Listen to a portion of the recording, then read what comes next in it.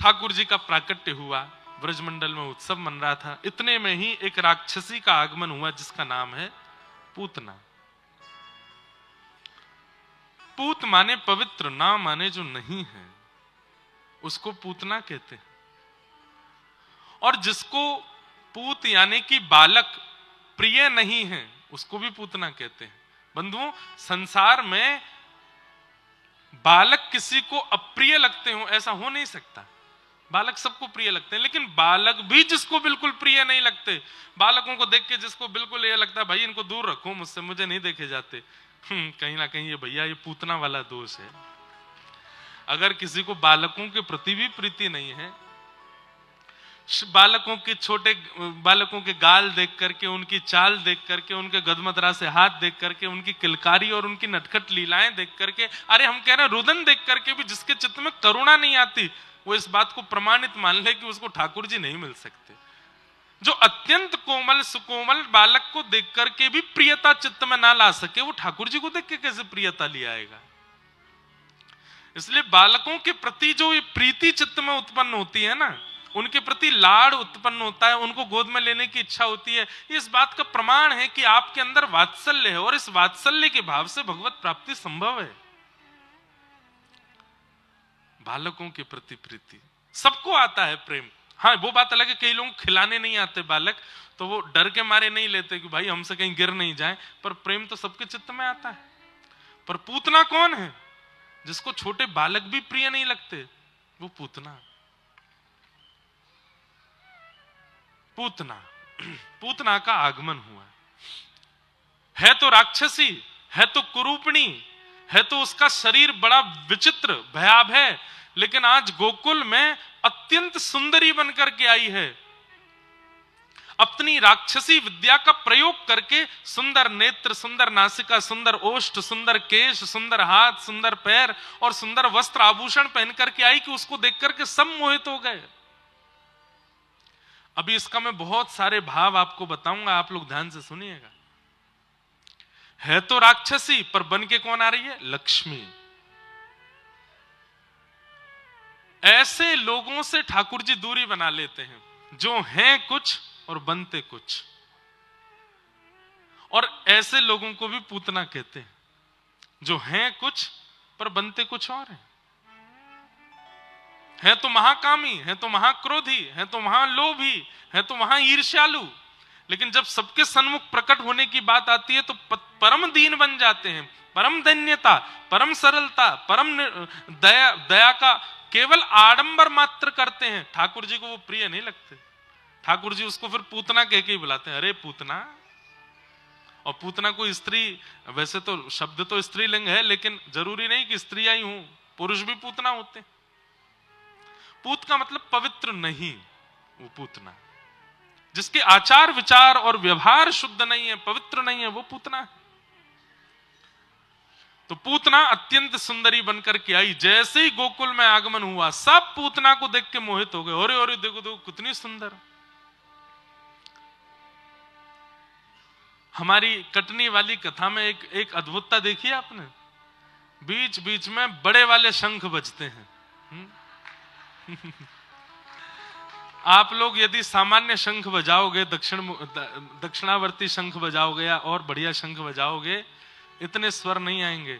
पर देखो, हर चीज को सकारात्मक रूप से स्वीकार करो। अब भले ही जा कोई यंत्र ही रहा है, लेकिन उसका स्वर ऐसा लगता है कि मानो जैसे बीच बीच में कथा में शंखनाद हो रहा हो। और कभी ऊंचे स्वर में होता है, कभी धीमे स्वर में होता है, कभी मझले स्वर में होता है। तो देखो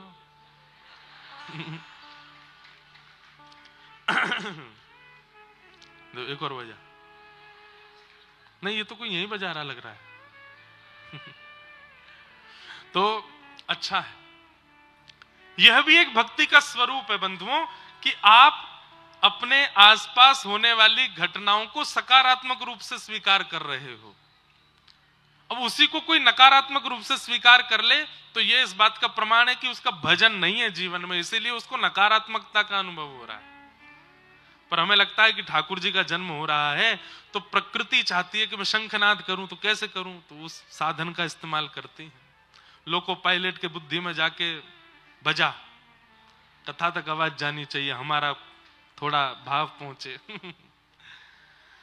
तो क्या निवेदन कर रहा था मैं? पूतना जो पवित्र नहीं है, जो अपना आवरण धारण करते हैं अपने स्वभाव के ऊपर, अपने व्यवहार के ऊपर, अपने भाव के ऊपर, उसको पूतना कहते हैं। तो पूतना का आगमन हुआ, सब देख करके उसको आनंदित हो गए, अरे कितनी सुंदर, कितनी सुंदर। 6 महीने तक उत्सव मनता रहा ठाकुर जी का, पर उस 6 महीने के उत्सव के मध्य में जब पूतना आई तो पूतना का रूप देखते ही सब उसको देखने लगे। नंद घर आनंद भयो जय कन्हैया लाल की, और नाचते नाचते जैसे, अरे ओ भाई देखियो, इसकी चाल देख, इसके नेत्र देख, इसके कान देख, इसकी नासिका देख, इसके वस्त्र देख। यह भी एक पूतना का स्वरूप है क्या, कि यहां पर असंख्य लोग भजन कर रहे थे और उस भजन में तुम पहुंचे, तुम्हें पहुंचते उनका भजन छूट गया। यह भी एक पूतना है। जिस कारण से व्यक्ति का भजन, व्यक्ति का कीर्तन, व्यक्ति का भगवत स्मरण छूट रहा है, वो कारण भी पूतना है। बड़े आनंद और एक टक लगा करके आप कथा सुन रहे थे, और कथा सुनते सुनते बिल्कुल भाव विभोर हो गए, 2-3 घंटे कब निकल गए पता नहीं चली। इतने में ही फोन बजा। फोन तो बहुत देर से बज रहा था, लेकिन अचानक फोन पे ऊपर नाम ऐसा आया कि आपको उठाना ही पड़ेगा, इसको उठाए बिना रह नहीं सकते, उसके लिए कथा से जाना ही पड़ेगा। तो समझो पूतना ही है वो। अब चाहे उतनी देर के लिए किसी का भी फोन आवे, लेकिन जिस कारण से, जिस व्यवस्था से, जिस व्यक्ति विशेष के कारण आपका भजन छूटता है, उतने भजन छुड़वाने की देर तक वो व्यक्ति पूतना ही है। ठाकुर जी को वो भाता नहीं है, तेने मेरे व्यक्ति का भजन कैसे छुड़वा दिया? भजन नहीं। पूतना ने सबका भजन छुड़वा दिया, सबका उत्सव छुड़वा दिया, अपनी ओर आकृष्ट कर लिया। इसलिए कथा में जो उठते बैठते हैं ना बीच में, उनको इतनी ध्यान रखना चाहिए कि मेरे उठने और किसी गतिविधि से आगे पीछे वाले का ध्यान भंग ना हो। नहीं तो मैं पूतना हूं, उसके भजन में विक्षेप बन रहा हूं, उसकी कथा में विक्षेप बन रहा हूं। बहुत सावधानी रखनी चाहिए। पूतना आई, जैसे ही नंद भवन में प्रवेश किया, सब तो मोहित हो ही गए थे, यशोदा मैया भी मोहित हो गई। अरे बड़ी सुंदर है जे, तो या को रूप तो देखो कैसी सुंदर है। उसकी सुंदरता देख करके यशोदा मैया को भी विश्वास हो गया, और मैया ने अपने लाला उसकी गोद में पधरा दिए। जैसे ही गोद में ठाकुर जी दिए, अब लोग यहां प्रश्न करते हैं कि महाराज जी, गोपियां पूतना के रूप को नहीं पहचान पाई, ग्वाल बाल पूतना के रूप को नहीं पहचान पाई, ये बात समझ में आता है, वे सब अवोध हैं। पर यशोदा तो कृष्ण की मां है, उनको तो ये बात समझनी चाहिए थी, इतना विचार करना चाहिए था कि ये पूतना है, इसकी गोद में ना दूं। भले ही वो प्रकट लीला में नहीं जान पाई कि ये पूतना है, पर प्रकट भाव से तो वो जान सकती थी कि ये पूतना है। इतना तो उनको विवेक होना चाहिए, किसकी गोद में ठाकुर जी को दूं, किसकी में ना दूं। तब मन में एक उत्तर आया कि यशोदा कौन है? जीवाचार्य हैं, आचार्य हैं यशोदा। और आचार्य का काम क्या होता है? व्यक्ति के, शरण आए हुए व्यक्ति के दोष गुण का चिंतन ना करते हुए उसको ठाकुर जी की शरणागति कराना, ये आचार्य का स्वरूप है। अगर व्यक्ति के दोष देख करके आचार्य भगवत सन्निधि नहीं करा रहे हैं तो इसमें दंड आचार्य को लगेगा ठाकुर जी के द्वारा। बोले भैया तुम किस लिए हो? तुम इसीलिए तो हो कि व्यक्ति के दोष गुण का चिंतन ना करते हुए उसको मेरी शरणागति कराओ। यशोदा जी आचार्य हैं, और आचार्य इस बात का विचार नहीं करते कि व्यक्ति का दोष क्या है, गुण क्या है, वो तो सीधे ठाकुर जी की शरणागति देते हैं। इसलिए यशोदा मैया ने आते ही पूतना की गोद में ठाकुर जी दे दिए। इससे एक बात और सिद्ध होती है, क्या? इधर देखो, ठाकुर जी की शरण में बिना आचार्य के जाओगे तो हो सकता है कि दोष गुण विचार करके आपको नकार दिया जाए, लेकिन आप आचार्य के पास जाओगे, यशोदा के पास जाओगे। यशोदा कौन? जो ठाकुर जी को नवावे, धुवावे, सुलावे, उठावे, खिलावे, पिलावे, आनंद करावे, मतलब आचार्य। उन आचार्य के पास यदि जाओगे तो आचार्य क्या करते हैं, दोष गुण का चिंतन ना करते हुए आपका हाथ पकड़ के ठाकुर जी के शरणागति करा देते हैं। हमारे श्रीरंगम में हुए धनुर्दास जी, धनुर्दास जी अपनी पत्नी से इतना प्रेम करते थे कि पत्नी जब चलती थी तो धनुर्दास जी छत्र लेके उल्टा चलते थे। उनके रूप को देखने में इतनी आसक्ति थी, कोई पति अपनी पत्नी से प्रेम करता, पर इतना प्रेम तो कलयुग में भी करने वाला नहीं हुआ होगा, आज की डेट में भी नहीं हुआ होगा कि पत्नी जब बाजार में चले तो पति उल्टा चले उसको देखते हुए। ऐसा प्रेम करने वाला हो सकता है? धनुर्दास जी हुए। रंगनाथ भगवान की सवारी क्रम हो रहा था, आचार्य चरण श्री रामानुज स्वामी जी महाराज भी उस सवारी क्रम में आगे चल रहे थे, तभी धनुर्दास निकला अपनी पत्नी के आगे छत्र लेकर के। बाकी सब लोग तो हंसी करने लगे, अरे देखो देखो देखो कैसा इसके सिर पर काम सवार है, मतलब इतनी बड़ी सभा ठाकुर जी की निकल रही है सवारी, इस बीच में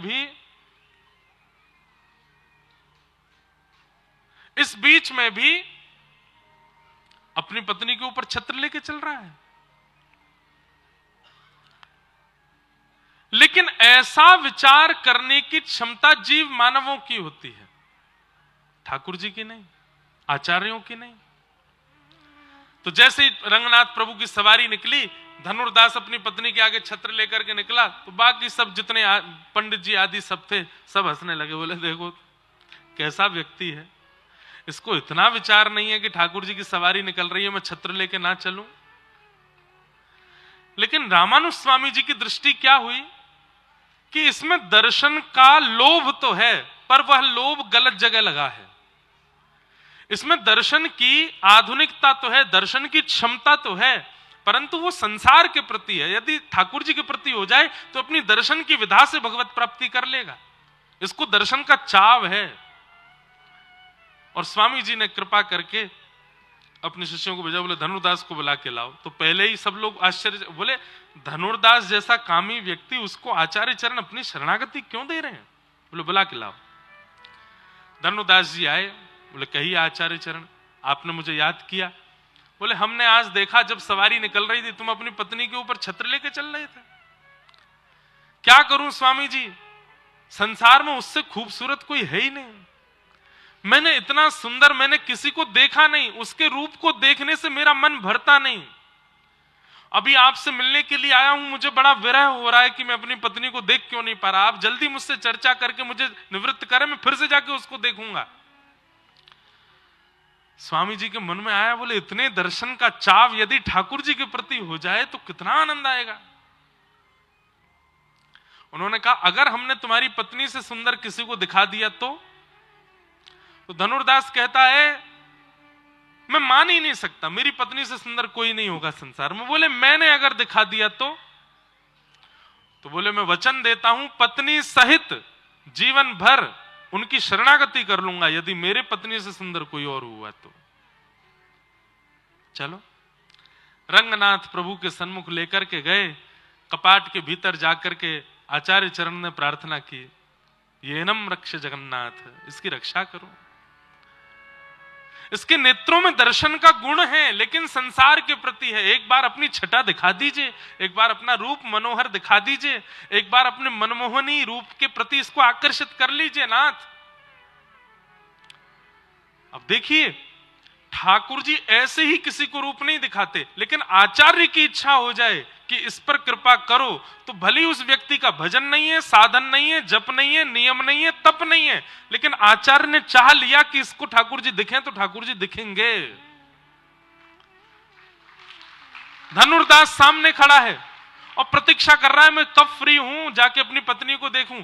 जैसे ही कपाट खोले, शंख चक्र गदा पद्मधारी श्रीमन नारायण शेष नाग पर बैठ गए और जैसे ही अपने रूप लावण्य का दर्शन कराया, कस्तूरी तिलकम ललाट पटले वक्षस्थले कौस्तुभम।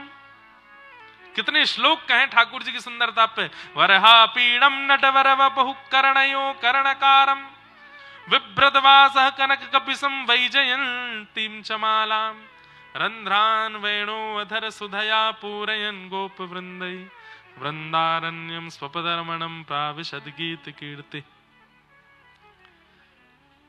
उस नील सरोरुह रूप का जब दर्शन किया धनुर्दास ने, नेत्रों से अश्रुओं की धार बह रही है, पलक झपकना भूल गया, घुटने पर बैठ गया, हाँ नाथ कहकर के हाथ जोड़ करके केवल रूप माधुरी का दर्शन करता रहा।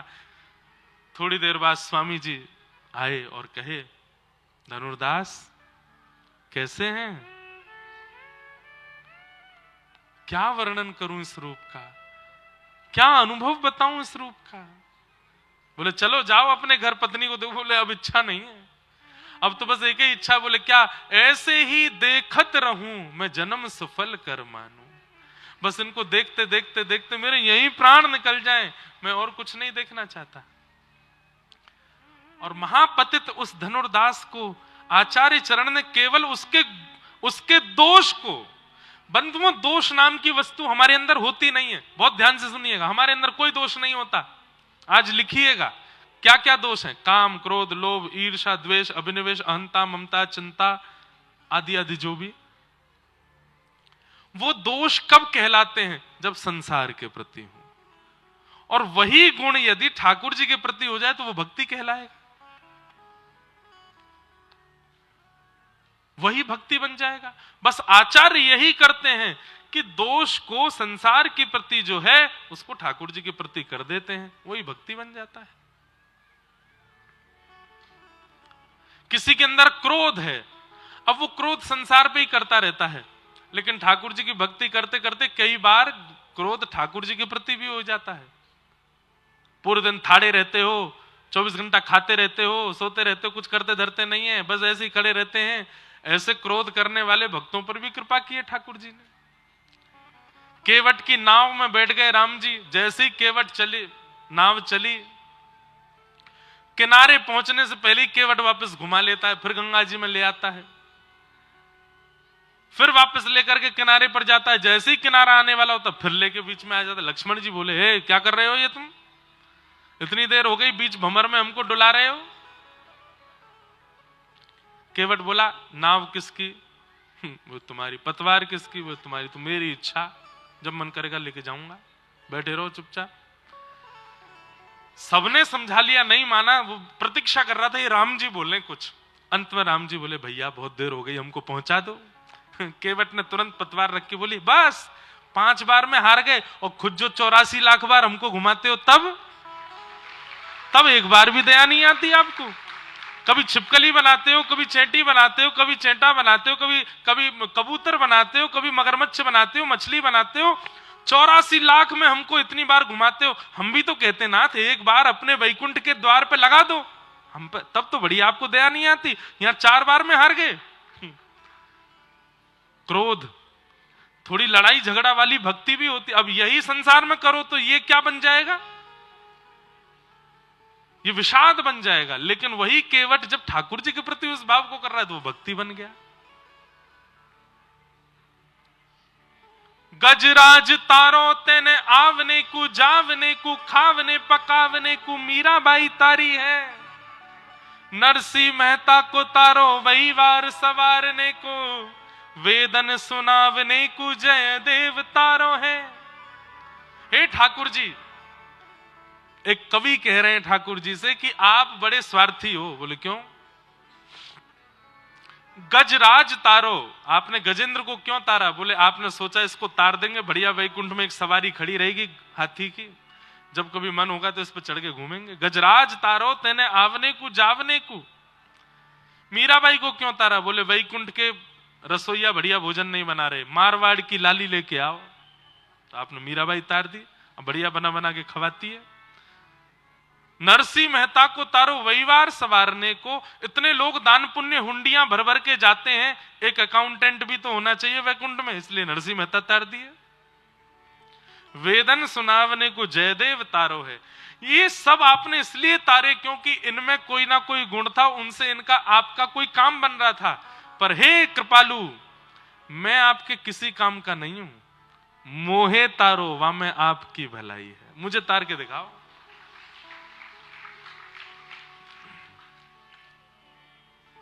सुना है तारे तुमने लाखों, हमें जो तारो तो हम भी जाने, सुना है तारे तुमने लाखों, हमें जो तारो तो हम भी जाने, हरा अहिल्या का शाप तुमने, हरा अहिल्या का शाप तुमने, उबारा सबरी का पाप तुमने, उबारा सबरी का पाप तुमने, हमारे भी ताप पाप भगवन, हमारे भी ताप पाप भगवन, अगर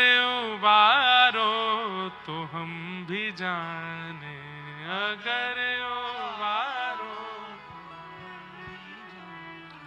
सुना है तारे है तुमने लाखों, सुना।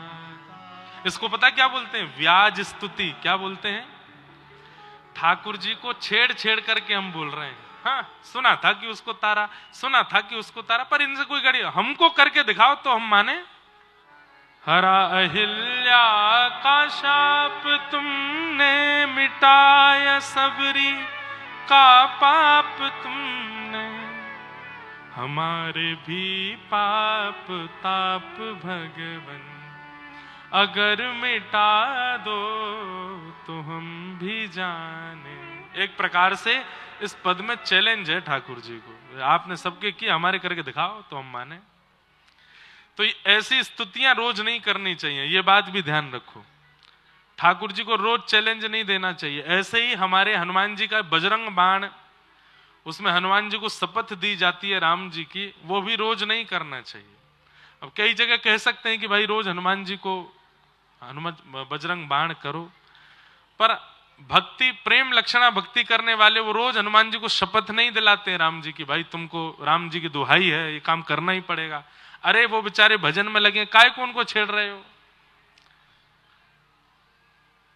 हाँ आपकी भक्ति निष्काम है तो आप तो खूब करो, उसमें कोई दिक्कत नहीं, पर हनुमान जी को सौगंध दे करके और ऐसे नहीं कहना चाहिए कि आप हमारा ये काम बनवाओ। साल में एक आध बार ऐसी स्तुति गानी चाहिए। हमने शायद 3-4 साल बाद ये पद गाया होगा आज कथा में, इतने साल से गाया ही नहीं। क्यों? ठाकुर जी को ज्यादा चैलेंज मत करो भाई। नगर का सबसे बड़ा सेठ हो ना, उसको ज्यादा छेड़ना नहीं चाहिए। कहीं बहुत जोर से किसी दिन चिढ़ गए तो फिर भैया वो काम बनवा भी देंगे, फिर तुमको ऐसा बिगाड़ेंगे याद रखोगे जीवन भर। इसलिए ठाकुर जी को ज्यादा छेड़ो नहीं, पर कभी कभी छेड़ो भी। नेक नेक ऐसे ही कह दिया करो, बोले सबको तारा आपने, क्या फायदा, हम तो बैठे हैं अभी भी, हम तो तारे नहीं आपने। पूतना आ गई, यशोदा मैया ने गोद में ठाकुर जी दे दिए। आहा, तस्मिन् स्तनम दुर्जर वीर मुल्वणम, घोरांकमादाय शिशोर्दवादथ, गाढ़ं कराभ्यां भगवान प्रपीड्यत, प्राणै समं रोष समन्वितो पिबत। जैसे ही भगवान के मुखमंडल में पयोधर प्रदान किया है, भगवान ने थोड़ी देर तक तो उसके विष को पिया, रस तत्वों को पिया, और अंत में ठाकुर जी जैसे ही गाढ़ं कराभ्याम भगवान प्रपीड्यत, प्राणै समं रोष समन्वितो पिबत, ठाकुर जी ने जैसे ही उसके प्राण निकालने प्रारंभ किए, व्याकुल हो गई पूतना, घबरा गई, पसीना पसीना हो गई, सारा उसका जो स्वरूप था वो कुरूप होने लगा, विशाल विकराल रूप धारण कर लिया। अरे बालक छोड़, सा मुंच मुंचाल मति प्रभाषणी, ठाकुर जी को पकड़ करके दूर करने लगी, लेकिन ठाकुर जी ने ऐसे जोर से उसके पयोधर को पकड़ा है, छोड़ ही नहीं रहे। हमारे पूज्य पिताजी कहते हैं कि पूतना ने कहा बालक छोड़, बालक छोड़, अरे लाला छोड़। तो 6 दिन आके ठाकुर जी बोल पड़े, मौसी जी हम पे पकड़ो ही आवे, छोड़ो ना आवे। और या तो आसानी तो कोई को पकड़ेंगे नहीं, और एक बार जो पकड़ में आ गए हो वह को छोड़ेंगे नहीं। तो अब आप पकड़ में आए गई हो हमारे, अब तो ठिकाने लगा के ही छोड़ेंगे आपको। पूतना के प्राण पी लिए महाराज। विशाल विकराल पूतना का स्वरूप नंद भवन के पीछे जाकर के गिरा और पूतना का वध हुआ। बोलो पूतना मर्दन भगवान की। हमारे पूज्य नाना जी पंडित श्री कृष्णलाल शास्त्री जी वो व्रज साहित्य के कई आधुनिक भाव बताते थे, तो इस विषय में वो एक भाव कहते थे,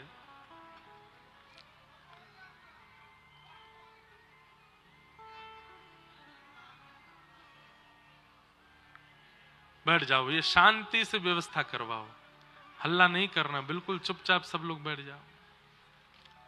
क्या बता रहा था मैं? हाँ, तो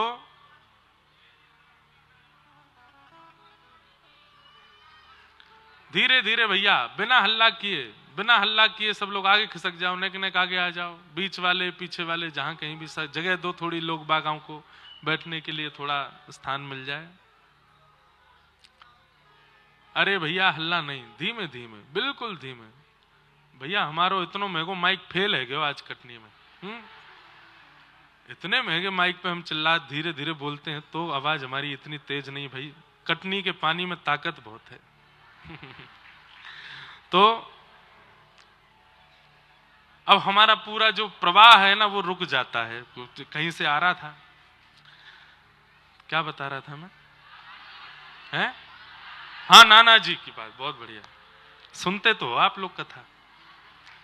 अब इसमें भी हम सकारात्मकता ये सोचेंगे कि बीच में ऐसे करवा के ठाकुर जी मानो परीक्षण करवाते हैं, देख भैया श्रोता ऐसे ही नहीं है, सब सुनने वाले हैं, तेरो प्रवाह टूट जाए इनको ना टूटे। तो आपके प्रवाह का अनुमान करवाने के लिए ठाकुर जी ऐसे करवाते हैं। तो हमारे नाना जी बताते, बोले लाला ये पूतना की लीला, अब जैसे कई लोग ऐसा मान लेते हैं ना कि ठाकुर जी की पूरी लीला राक्षसों के वध के लिए ही है ना, पूतना तो माध्यम बनी है, ठाकुर जी ने यहां पर भी एक लीला की है। कैसी लीला? बोले भैया 6 दिन के ठाकुर जी है गए और भीड़ इतनी लगी है नंद भवन के बाहर ठाकुर जी के दर्शन करवे की, एक एक करके अंदर जा रहे हैं तो भी दिन भर में 1000, 1500, 2000, 3000, 4000, 10,000 लोग दर्शन कर लेते होंगे लाला का। इस बीच में ठाकुर जी पौड़ जाते होंगे, मैया सुलाती होगी, उतनी देर दर्शन बंद रहता होगा। और यहां भीड़ लगी है लाखों करोड़ों की, और 33 कोटि देवता और आए रूप बदल बदल के, सब भेष बदल बदल के खड़े हैं वहां पर। अच्छा चलो इन लोगों की भीड़ की बात अलग, 33 कोटि देवताओं की बात अलग, और उनका नंबर कब आएगा इसका कोई, अगर एक एक करके भी नंद भवन के भीतर जाएंगे तो सालों लगेंगे सबको दर्शन करने में ठाकुर जी के। ठाकुर जी ने विचार किया इतनी भीड़ लगी नंद भवन के बाहर, कैसे दर्शन दें सबको। ये तो एक बात थी ही। नाना जी बोले दूसरी एक बात और थी। बोले क्या? भैया ये जीव मानव तो लाइन में लग करके दर्शन कर ही लेंगे ठाकुर जी के, लेकिन जिनके लिए ठाकुर जी धराधाम पर पधारे हैं, ऐसी जगत जननी जगत पावनी श्री गैया गौ माता, अब वो कैसे जामे नंद भवन के अंदर लाला को दर्शन करवे के लिए? वो भी एक आध नहीं है, 9 लाख है, और 9 लाख गैयाओं के भीतर प्रवेश कराना, लाल जी के दर्शन कराना, ये तो असंभव है।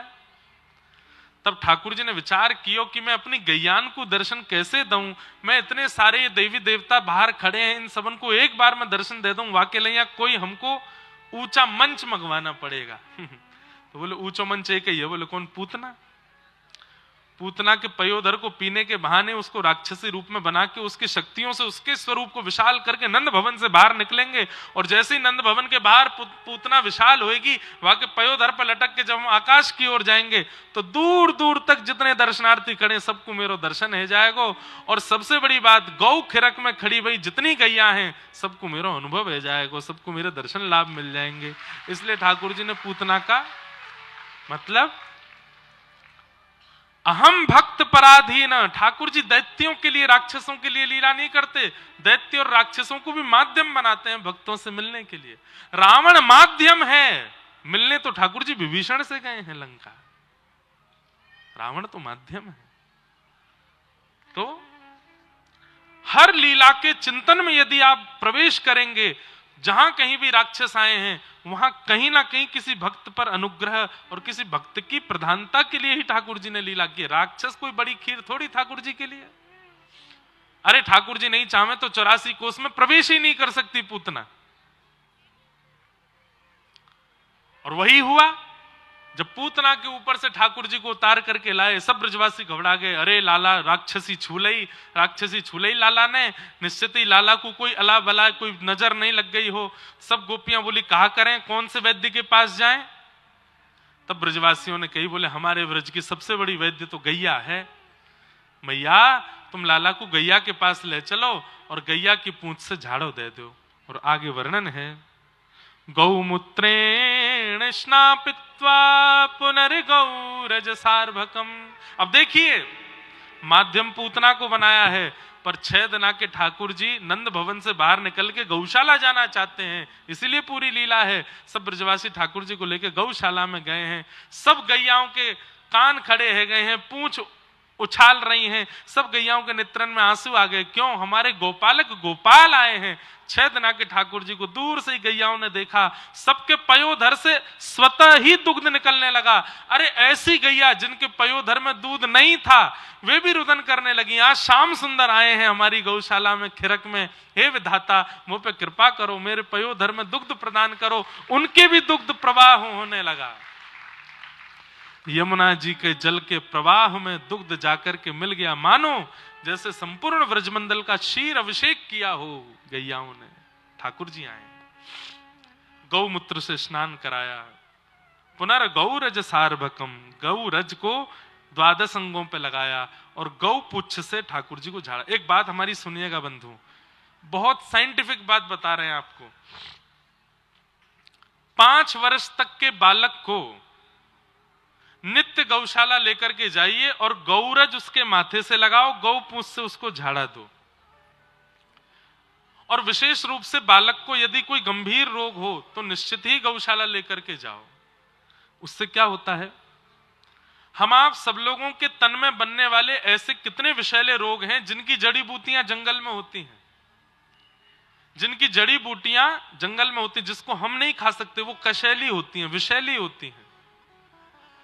लेकिन गौ जैसे ही आप गौ पुच्छ को पकड़ के बालक के ऊपर फेरते हैं तो गौ अपनी पूंछ से अनुभव कर लेती है कि इस बालक को रोग क्या है। और गैया फिर जब गौचारण करने के लिए जाती है तो वो उसी रोग की स्पेसिफिक जो जड़ी बूटी होती है उसको खा के आती है। और खा करके जब आती है दुग्ध देती है, या पुच्छ से जब झाड़ा दिलाती है, या गौरज उस बालक के स्पर्श में आता है तो कहीं ना कहीं अंदरूनी रूप से वही जड़ी बूटी बालक तक पहुंच जाती है और उसका वह रोग निवृत्त हो जाता है। लेकिन आजकल हम लोग इन बातों पर भरोसा करते नहीं हैं।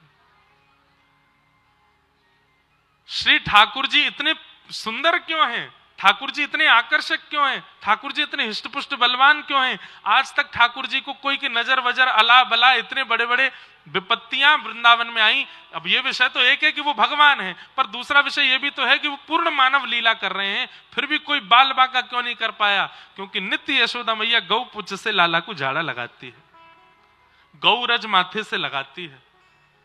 हम लोग ये बात जिस दिन मान लेंगे कि गैया जीव नहीं है, गैया कोई जानवर नहीं है, गैया साक्षात वैद्य है, गैया साक्षात श्री ठाकुर जी की प्रियसी है, और उस दिन से गैया का अनुभव और गैया का सेवा करना प्रारंभ कर दें, कितना अनुभव आपको अपने जीवन में होने लगेगा कि पवित्र हो रहा है। गौ पूजन करो। विशेष रूप से 5-6 वर्ष तक के बालक जब तक नहीं हो जाए, नित्य हफ्ता में एक बार तो गौशाला उनको लेके जाओ, गौ सेवा उनसे कराओ, गौ स्पर्श कराओ और गौ पुच्छ से झाड़ा और गैया के खुर के नीचे से रज लेकर के बालक को लगाओ नित्य। नजर किसको कहते हैं बंधु? कभी मां की नजर क्यों नहीं लगती बालक को? बालक इतना सुंदर है, मां की नजर क्यों नहीं लगती? क्योंकि उसके चित्त में वात्सल्य है। नजर उनकी लगती है जिनके चित्त में प्रेम नहीं होता, जिनके चित्त में वात्सल्य नहीं होता, जिनके चित्त में ईर्ष्या होती है, जिनके चित्त में विषाद होता है। वो जब अपनी कशैले नेत्रों से देखते हैं तो नजर लग जाती है।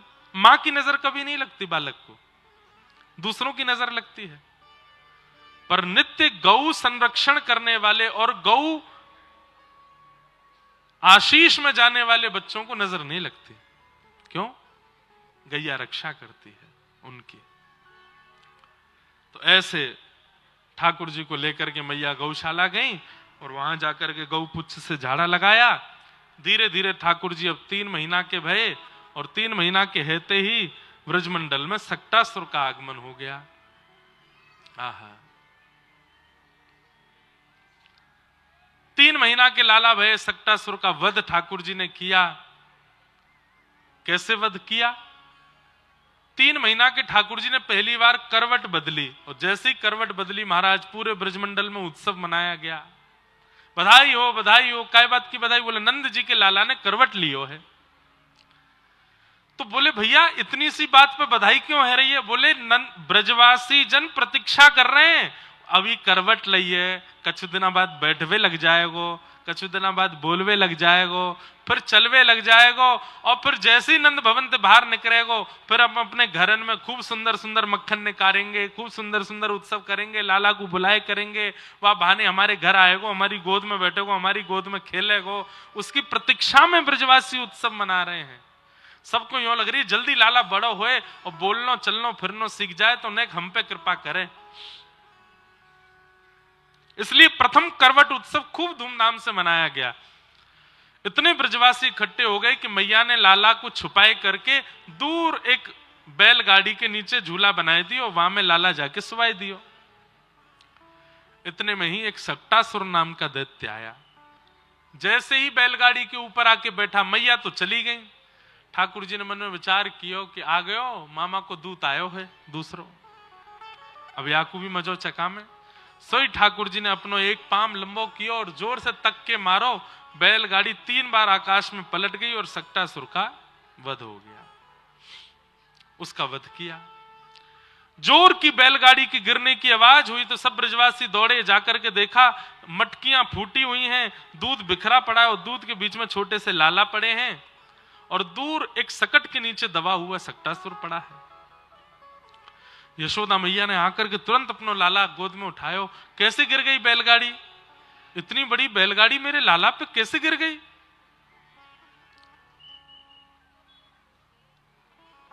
नते श्रद्धा धीरे गोपा बाल भाषित मृत्युतः अप्रेमयम बलम तस्य बालकस्य नते विदुः। इतनी बड़ी बैलगाड़ी कैसे गिरी लाला पे? तो छोटे छोटे बालक वहां खेल रहे थे। उनमें से एक बालक ने आया कि कही, बोले मैया मैं बताऊं कैसे गिरी? बोले हाँ बता। तेरो मैया लाला है ना ये छोटो सो? बोले हाँ। या ने अपनो एक पाम लंबो कियो मैया, और इतनो लंबो कियो, इतनो लंबो कियो, इतनो लंबो कियो, लंबो करके पीछे करके जैसे ही मारी आने सोई बैलगाड़ी 3 बार आकाश में यूं घूम के धम्म से नीचे गिर गई। मैया मैंने देखी अपनी आंखन से। मैया बोली यहां पे आ। जैसे गए वहां में एक दियो मैया ने। शर्म ना आवे? नेक्सस मेरो लाला आज पहली बार करवट लिए यूं कह रहा इतना लंबा पाम कियो याने पाम ते घेर दी बैलगाड़ी। बालक गाल पे हाथ धर के बोलो मैया तेरी सौगंध खा के कह रहा हूं मैंने देखी अपनी आंखन से। मैया बोली दोबारा आ यहां पे। सौगंध और खा रहा हूं मेरी? शुकाचार्य जी मुस्कुराते हुए कहते हैं परीक्षित अप्रेमयम बलम तस्य बालकस्य न ते विदुः। बालक तो सच बोल रहे हैं लेकिन इतना प्रेम यशोदा मैया लाला से करती है कि उसके ऐश्वर्य को स्वीकार नहीं कर पा रही है। मेरा बालक ऐश्वर्यवान है, मेरा बालक बलवान है, ये मां का प्रेम स्वीकार नहीं करने देता।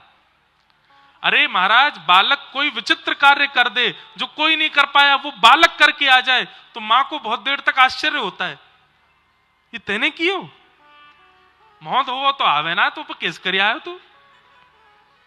हमारी माता जी, हम जब कथा सुनाते हैं, खूब सारे लोग जब कथा सुन लेते हैं तो कभी कभी जाते हैं, हमारी माता जी कहती अरे तू ही करे कथा?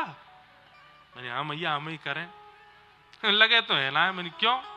तो पे मौत हो तो आवे ना, तू को चलनो फिरनो बोलनो सब हमने सिखाया, तू कथा कैसे करने लगो? मैंने मैया अब इसमें मेरी क्या गलती? हमारी दादी, हमारी पूज्य दादी माँ, तो एक बार वो कथा में आई, पिताजी की मैं छोटा सा था, हजारों की तादाद में भीड़ बैठी, तो हमने अपनी दादी से पूछा, बिल्कुल ठेठ ब्रजवासी गांव की, हमने की दादी कितनी बढ़िया कथा करते हैं ना पिताजी। तो हमारी दादी बोली, पतो ना कहा किड़विड़ किड़विड़ सी करतो रे, वो तो समझ में ही ना आवे जन कहा बोलतो रे, मेरे तो पल्ले ही ना पड़े। तो माँ का वात्सल्य कैसा होता है, माँ का प्रेम कैसा होता है कि वो अपने बालक की आधुनिकता को स्वीकार नहीं कर पाती है। यशोदा मैया में प्रेम का ऐसा पारावार है कि ठाकुर जी के द्वारा की गई अद्भुत लीला भी मैया को स्वीकार नहीं होती। और यही प्रेम कहलाता है, जहां पर आपके प्रेमी की आधुनिकता आपका चित्त नहीं देखता है। जहां पर आधुनिकता देख करके प्रेम हो रहा हो, समझो प्रेम नहीं। एक बात कह दूं कान पकड़ के सॉरी बोलते हुए, बुरा नहीं मानना आप लोग। हम लोग अपने कुल देवता, इष्ट देवी, कुल देवी, गुरु सबके प्रभाव देख करके उनका भजन करते हैं। सबकी शक्तियों का ज्यादा प्रदर्शन, अरे ये कुल देवता तो ये करने से ये काम कर देते हैं, ये करने से ये काम कर देते हैं, ये प्रेम नहीं है। जहां पर शक्तियों का चिंतन किया जाता है वहां प्रेम नष्ट हो जाता है। शक्तियों का, हमारे सब लोग इधर देखो, ध्यान से कथा सुनो। ब्रह्मांड में सब जगह सबकी शक्तियों का प्रदर्शन किया जाता है, सिवाय हमारी व्रजेश्वरी श्री राधा रानी की शक्ति का प्रदर्शन नहीं। केवल और केवल उनके स्वभाव की चर्चा की जाती है, उनके केवल स्वभाव की बातें की जाती हैं। वो शक्तिशाली हैं ऐसा नहीं कहते, वो शक्तिमान हैं ऐसा नहीं कहते, और कह भी देते हैं तो फिर तुरंत उसको गौड़ कर लिया जाता है, तुरंत उसको भीतर विराजमान कर लिया जाता है। तो अपने इष्ट, अपने प्रेमी, अपने दैव के शक्ति का चिंतन नहीं, उनके स्वभाव का चिंतन करो, स्वभाव का अनुभव करो। स्वभाव का चिंतन आवश्यक है।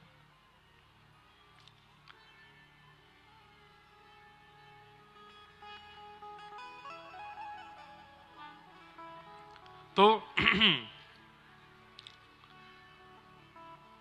अप्रेमयम बलम तस्य बालकस्य न ते विदुः। यशोदा मैया लाला के प्रभाव को स्वीकार नहीं कर रही, और प्रभाव स्वीकार जहां हो वहां प्रेम नहीं है।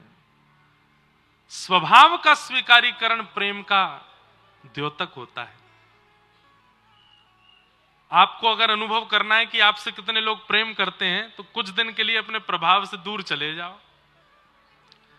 आप कहोगे महाराज जी प्रभाव ही नहीं, अरे कमा के घर को तो दे रहे हो, कुछ दिन के लिए देना बंद कर दो, कमाई छोड़ दो, कुछ दिन के लिए घर पे ही बैठ जाओ। बोले अब हम आज के बाद कुछ कमाएंगे धमाएंगे नहीं, घर पे ही रहेंगे 15-20 दिन। फूली फूली रोटियां जो पहले मिलती थी अब वो बिना फूली ही मिलनी प्रारंभ हो जाएंगी। कुछ दिन बाद ये उनकी ताली बजी हैं जिनका अनुभव है। कुछ दिन बाद गरम गरम दाल जिससे महाराज धुआं उठ रहा था वो अब सामान्य मिलने लग जाएगी, और कुछ दिन बाद तो ऐसा ही हो जाएगा, रोटी है नहीं ब्रेड ही खा लो। अब क्या करें, करते धरते तो कुछ हो नहीं, पड़े रहते हो पूरे दिन घर में, और क्या करोगे आप। तो जब टेढ़े दिन आते हैं तो सब ऐसा ही होने लगता है। क्या क्या होता है, बोले इष्ट मित्र मुख हूं नहीं बोले, देखत नैन चुरावे, सोना छुअत होत है माटी, जब मूर्ख ज्ञान सिखावे। एक बार कबीरदास जी के यहाँ प्रभु श्री राम शंकर जी को, हनुमान जी को, सबको लेकर के पहुंचे। रूप बदल करके खूब सारा धन धान्य लेके सेठ बन करके राम जी पहुंचे, और पूरे काशी के नगरी में गली मोहल्लों में पूछते जा रहे हैं, बोले भैया कबीरदास कहाँ हैं। तो गली मोहल्ले के लोग बोले कौन कबीरदास, पड़ोसी हैं जबकि फिर भी बोल रहे कौन कबीरदास। बोले अरे कबीरदास हम नहीं जानते किसी कबीरदास को, कोई और होगा कहीं और होगा, हम किसी कबीरदास से हमारा कोई परिचय नहीं। सब लोग मना करते चले गए, हम नहीं जानते कबीरदास को। ठाकुर जी फिर भी कबीरदास के घर पहुंच गए। कबीरदास जी घर थे नहीं, भीतर से माता जी निकल के आई, उन्होंने द्वार खोला, बोले कहिए कौन। बोले हम फलाने नगर के सेठ हैं तीनों चारों, हम अपने स्वामी कबीरदास से मिलने आए हैं, उनके बड़ी कृपा है हमारे ऊपर, उनके साल भर का जितना जो है कर है वो देने आए हैं। बैलगाड़ियों से कपड़े हटाए तो सोने चांदी हीरे जवाहरातों से भरी हुई बैलगाड़ियां।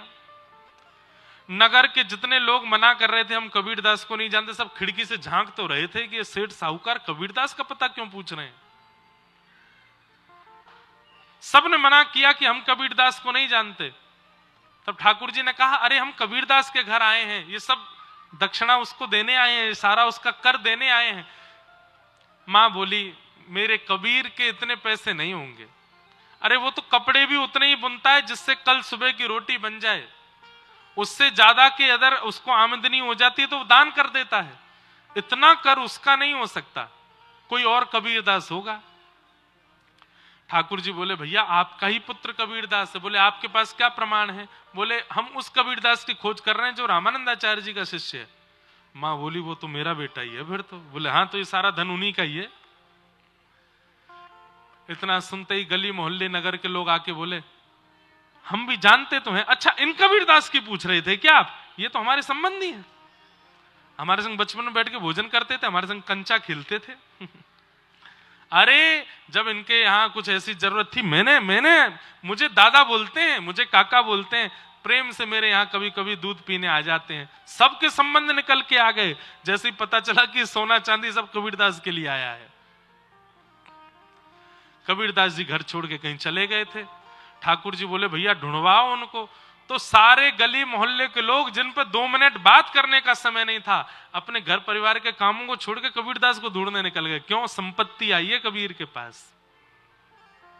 संसार तो ऐसा है भैया, जब इस संसार को दिखता है कि आपके पास कुछ है और आप कुछ हो तो आपकी जय जयकार है, आपकी वाहवाही है।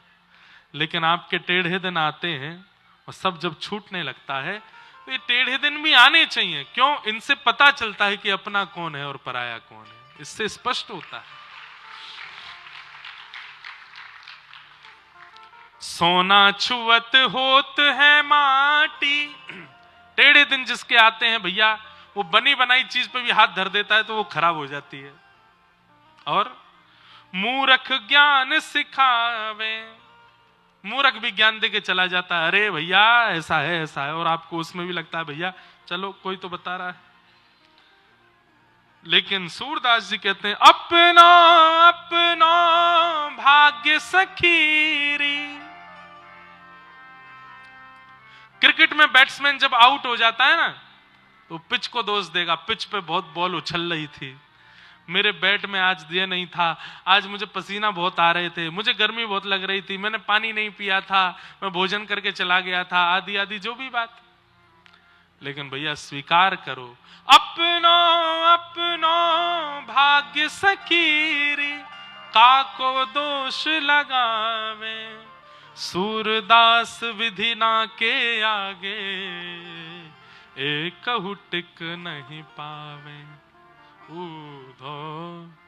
ये वैसे पद पता है कब का है? जब ठाकुर जी व्रत छोड़ के चले गए उस समय गोपियां उद्धव जी से कहती, उद्धव ये तो हमारे टेढ़े देने लाला चलोगे हो, या हमारे तेरे जैसो मूर्ख भी आके हमको ज्ञान दे रहे हो और हम को भी सुनने टेढ़े देने। अद्भुत प्रसंग है उद्धव गोपी संवाद। वृष्णि नाम प्रवरो मंत्री कृष्णस्य दयित सखा शिष्यो बृहस्पतिर साक्षात। उस उद्धव को गोपियां कहती है मूर्ख, हमको ज्ञान देने आया है। प्रेम। तो हम कहां चल रहे थे कि प्रेम में ऐश्वर्य देख लिया गया हो और तब प्रीति हो रही हो, वो प्रेम नहीं है, वो स्वार्थ है। यशोदा मैया लाला के ऐश्वर्य को स्वीकार नहीं कर रही हैं। धीरे धीरे ठाकुर जी 1 बरस के हो गए और 1 बरस के ठाकुर जी के 2 दांत निकल के आए हैं महाराज। अब ठाकुर जी के जैसे 2 दांत निकल के आए तो ठाकुर जी के मन में आई, कैसे बताऊं सबन को मेरे दांत निकल आए, बोलना भी आता नहीं है। तो बगल में दाऊ दादा बैठे थे, दाऊ दादा का हाथ पकड़ के पहले तो खेलते रहे और खेलते खेलते मुंह के पास ले जाके जोर से काट गए। और जैसे ही ठाकुर जी ने अपने 2 दतुइयां गाड़ी बलराम जी के हाथ में, दाऊ दादा जोर से चिल्ला, मैया मैया मैया, लाला खागो लाला खागो लाला खागो। यशोदा मैया दौड़ी दौड़ी आई, ये दाऊ काय को हल्ला करे, ए लाला के ऐसे कोमल से मसूड़े हैं, अभी अभी दांत तो निकले ना है, खाऊ जावे को तो लगेगी है ना। अरे नहीं मैया, मोटे मोटे आंसू निकल आए दाऊ, तो देखो लाला खा गो। मैया ने जैसे हाथ देखे तो 2 दांत गड़ रहे थे भीतर। मैया बोली है लाला, होठ ऊपर करियो। ठाकुर जी होठ ऊपर करके दिखाए तो 2 दांत दिखे। मैया बोली अरे ढोल बजाओ, नगाड़े बजाओ, अबीर गुलाल उड़ाओ। बोले काई को? बोले लाला के दांत निकल आए हैं। दाऊ दादा बोले भली चलाई, मोह खागो, मेरे लग गई, यहां ढोल बज रहे हैं। अब तो महाराज भीड़ लगी ब्रजवासियों की, क्यों? लाला ने हमारी उंगली खा के दिखा दे। कैसे खावे? ठाकुर जी सबको काट काट के दिखा रहे हैं। और जहां ठाकुर जी अपने दांत गाड़ देते हैं, लोग बाग उसी स्थान को ऐसे प्रणाम करते हैं, अरे नंद जी के लाला ने खायो, अरे देख मैं खागो। जैसे वोट देने वाला व्यक्ति अपनी उंगली दिखाता है सबको, देखो वोट हो गया। ऐसे ठाकुर जी सबको काट रहे हैं। यशोदा मैया लाला को बोलना सिखाती है। लाला बोल मैया, नहीं बोलते। लाला बोल दादा, नहीं बोलते। लाला बोल भैया, नहीं बोलते। सब बुलवाते हैं मैया, कुछ नहीं बोलते ठाकुर जी। 1 दिन 2 दिन 10 दिन 15-20 दिन निकल गए, मैया समझाते समझाते ठाकुर जी नहीं बोले। एक दिन मैया लाला को लेके जैसे गौशाला में गई, गायों के ऊपर मैया हाथ फेर रही थी। मैया बार बार समझाती, लाला कछु तो बोल, कछु तो बोल। ठाकुर जी बोलते नहीं। लेकिन आज मैया ग्वारियाओं से बात कर रही थी तो बीच बीच में गैया शब्द बोल रही थी। ठाकुर जी ने ध्यान से सुना और आज पहली बार ठाकुर जी बोल पड़े गैया। और जैसे ही गैया बोली ठाकुर जी ने, अब तो पूरे दिन ठाकुर जी गैया गैया गैया गैया गैया बोलो। सबसे पहला विश्वनाथ जगन्नाथ ने धराधाम पर कृष्ण अवतार लेकर के सबसे पहला शब्द यदि बोला है तो क्या बोला? गैया। गैया नाम उच्चारण किया। अब तो मैया गोद में लेकर के डोल रही है, यहां ते वहां सबको, अरे मेरो लाला बोलन लगो। दाऊ दादा ने जैसी गोद में लिए तो बोले दादा, नंद बाबा ने गोद में लिए तो बोले बाबा, रोहिणी मैया ने गोद में लिए तो बोले मैया। अब तो सबके नाम ठाकुर जी धीरे धीरे बोलने लगे हैं। अब मैया ने देखी कि लाला के दांतों निकल आए, बोलना सीख गया। मैया उंगली अपनी पकड़वाती है और ठाकुर जी से धीमे धीमे धीमे धीमे चाल चलवाती, अब चलना सिखाती है। थोड़ी दूर तक ठाकुर जी चलते हैं, इतने मैया अपनी उंगली हटा देती है और ठाकुर जी दोनों भुजा उठा करके धीमे धीमे चरण आगे रखते हैं और चलते चलते धम्म से गिर पड़ते हैं। आकाश में खड़े हुए देवता कह रहे हैं, बताइए, पूरे विश्व को बोलने की शक्ति प्रदान करने वाला, पूरे विश्व को चलने की शक्ति प्रदान करने वाला आज ब्रजवासियों के प्रेम में आसक्त होकर के बोलना सीख रहा है, चलना सीख रहा है, सब क्रिया कर रहा है। श्री गर्गाचार्य जी महाराज ने आकर के ठाकुर जी का नामकरण संस्कार किया। आसन वर्णास्त्रयो ह्यास्य गुह्यतोनुयुगम तनु शुक्ले रक्तस्तथा पीत इदानीं कृष्णतां गतः। भगवान इस वर्ष, इस बार, इस युग में कृष्ण वर्ण के हैं, इसलिए इनका नाम मैं कृष्ण रखता हूं। ठाकुर जी का नामकरण संस्कार किया गया। बड़े भैया का नाम अयम ही रोहिणी पुत्रो रमयन सुहृदो गुणैः अख्यास्यते राम इति बलाधिक्यात् बलम विदुः। बड़े भैया का नाम राम रखा, लेकिन बल की अधिकता के कारण सब इनको बलराम कहकर के बुलाएंगे, श्री गर्गाचार्य जी ने बताया। श्रृंग्यग्निड्यं शशि जलद्विज कंटकेभ्य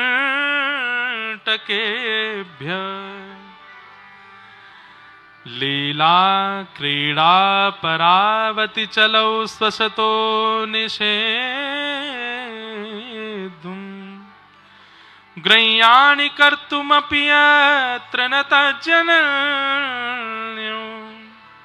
शोकातयापतुरलं मनसो नवस्थामु।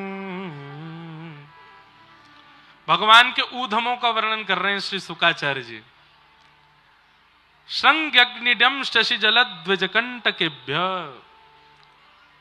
गैयाओं के सींग पे चढ़ जाते हैं ठाकुर जी। बैठी भाई गैया के सींग पे ऐसे चढ़ जाते हैं जैसे मानो ये कोई झूला है। और गैया भी जानती है कि बैठे हुए ठाकुर जी, बैठी हुई गैया के पास जब ठाकुर जी आमे तो गैया को भी पता हो कि मुझको झूला मान के आ रहे हैं। ठाकुर जी जैसे सींग पकड़े जोर से, सोई गैया खड़ी है जाए, ठाकुर जी के पाम नीचे लटक जाए, फिर गैया से ठाकुर जी कहे अब चल झूला मुंह को झूला, तो गैया गोल गोल घूमे, ठाकुर जी वहां के सींग पकड़ के डोले। लेकिन 2, 4, 5, 10 दिन बाद गैया के मन में आई रोज आमे मेरे सींग से लटक जाए और मैं इनको झुला के बड़े आनंद से छोड़ दूं, पर प्रेम में तो थोड़ी छेड़ाखानी की जाती है। गैया बोली मैं कैसे छेड़ूं इनको? तो आज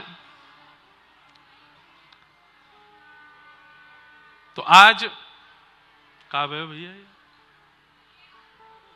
तो आज श्री ठाकुर जी जैसे ही पहुंचे तो गैया की सींग से जैसे ही लटके, रोज तो गैया का अभ्यास है कि ठाकुर जी को कितनी गति से लेके जाना है, कितनी देर घुमाना है, पर आज गैया ने अपना मार्ग बदल दिया।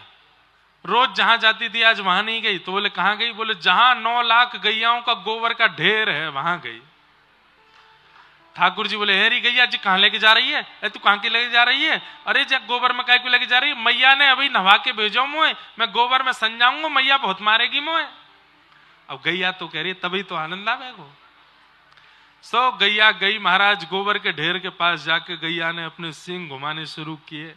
अब तो ठाकुर जी चला, मैया मैया देख तेरी गैया मुकू मार रही है, मैया देख जल्दी आ। अब थोड़ी देर में छोटे से ठाकुर जी के हाथ पकड़ जैसी ढीली भई, सोई ठाकुर जी गोबर में गले गले तक गोबर में जाके धस गए। पहली बार गोवर्धन बने आज। दौड़ी दौड़ी मैया आई, लाला तू कहां है? लाला कन्हैया तू कहां है? मैया ने आकर के जैसे देखी तो कहा पायो गोबर के ढेर में गले गले तक ठाकुर जी धसे भय। मैया बोली लाला मुंह को तो ऐसा लगे तू पूर्वजनों को सूकर दिख है, कितनों नभाओ धुभाओ शुद्ध करो या आके या गोबर में ही खेले। अरे मैया तू मुंह को पहले यहां से निकार। मैया जैसे तैसे अपनी लहंगा साड़ी ऊपर करके गोबर में भीतर गई, वहां से जाके लाला निकारो। अब रोज तो लाला ऐसे गोद में ले लें, लेकिन आज मैया ऐसे लेके चल रही है लाला गोबर में सुनो भयो पूरो। अरे मैया तू कहा कह रही मैं पूर्व जन्म को सू करूं? मैया बोली और नहीं तो कहा कितनों नवाओ धवाओ सुंदर बनाओ या गोबर में आके खेले। मैया तू सांची कह रही है, तेने सुनी कभी? बोले कहा एक बराह नाम को भगवान भयो। बोले हाँ वो मैं ही तो हतो मैया, मैं ही तो हतो वो।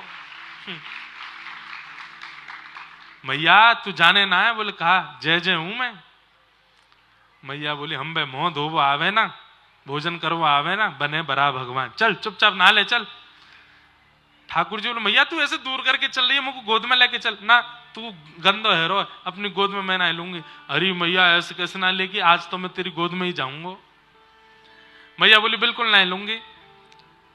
सोई जैसे मैया लाल जी को नहवाने लगी, सोई ठाकुर जी दौड़ करके मैया की गोद में गए और जाके ऐसे रिगड़ रिगड़ के सबरो गोबर मैया के भी लगाए दियो। अकेलो नहीं नहाऊंगा मैया, तू भी नहा मेरे संग, तू भी स्नान कर। ऐसे ठाकुर जी लीला करें। श्रृंगी अग्नि चूल्हा की लकड़ी लेकर के दाऊ दादा ठाकुर जी में कभी युद्ध है जावे। श्रृंग अग्नि डमष्टि कितना सुंदर है।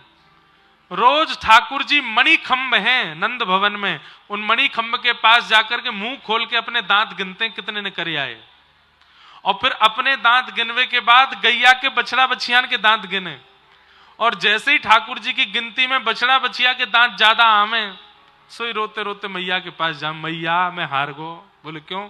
अरे वो गैया के बछड़ान के जल्दी दांत निकल रहे, मेरे ना निकल रहे, मेरे अभी 5 ही निकले 6 ही निकले, एक तो हिल रहा मैया टूटवे बारो है।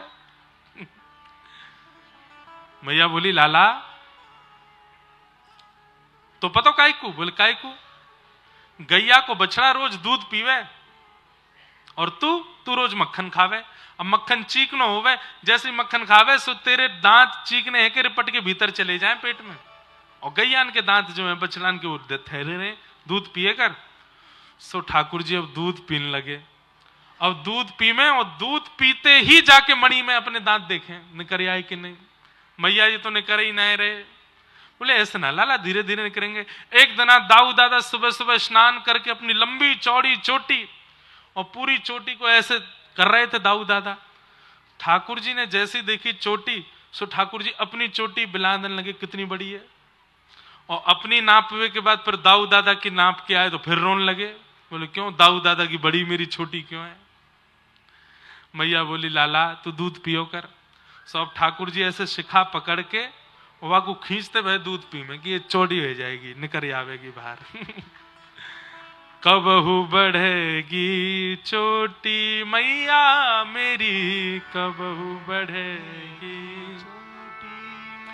किते बेर मोहे दूध पिबत भये, किते बेर मोहे दूध पिबत भये, ये अजहू है छोटी, ये अजहू है छोटी मैया, कबहू बढ़ेगी चोटी मैया। ऐसी मधुर मधुर लीला ठाकुर जी कर रहे हैं। एक दिन अच्छा, ठाकुर जी का नित्य नियम है रात में जब प्रसादी नंद बाबा पाते हैं तो उनकी गोद में बैठ के ही पाते हैं ठाकुर जी। नंद बाबा की गोद में बैठ करके ठाकुर जी प्रसाद पाते हैं। प्रसाद पाते कम है, खेलते ज्यादा है, उछालते ज्यादा है। कभी खीर लेकर के दाऊ दादा की दाढ़ी से लगा देंगे, नंद बाबा की दाढ़ी से लगा देंगे। कभी कढ़ी लेकर के पूरे मुंह पे लगा देंगे। बोले बढ़िया चंदन लगा दूं अपने बाबा के। कभी कछु करें, कभी कछु करें, पूरे शान दें नंद बाबा को।